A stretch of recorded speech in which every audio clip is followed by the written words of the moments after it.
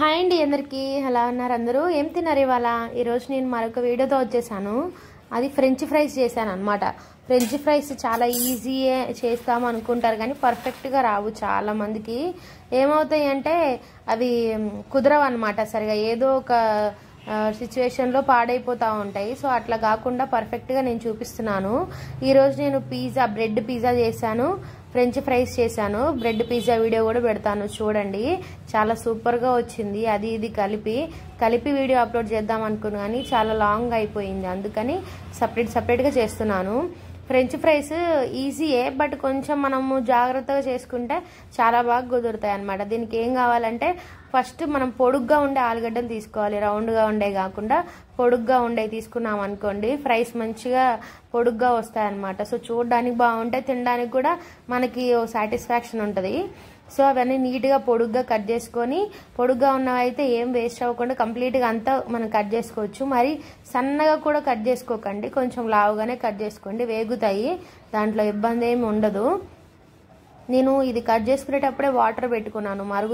మరిగేటప్పుడు మరిగే వాటర్లో వేసేసుకోండి హైలోనే పెట్టుకోండి ఒక 5 minutes ఉంచుకుంటే చాలు 30% ఉడికితే సరిపోతుంది జస్ట్ అవి వేసిన తర్వాత ఒక 5 minutes ఉంచండి ఉంచిన తర్వాత ఇదిగో ఇట్లా ప్లేట్లో ఆరబెట్టుకొని ఒక 15-20 minutes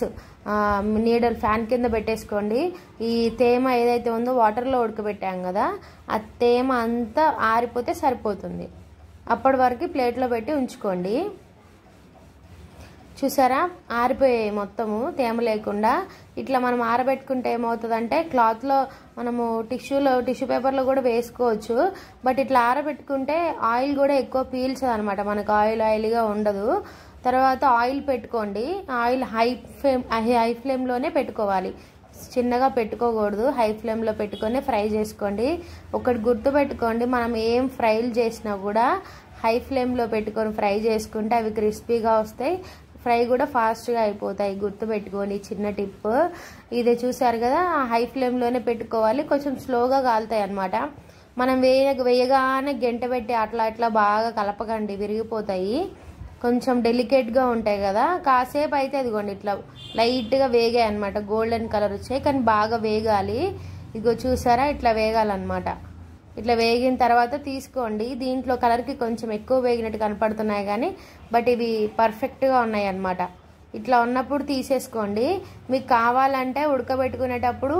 సాల్ట్ కొంచెం వేసుకోండి నేనేం అట్లా వేసుకోలేదు ఫ్రైస్ కదా జస్ట్ మనం ఊరికనే తినడానికే కదా అని చెప్పి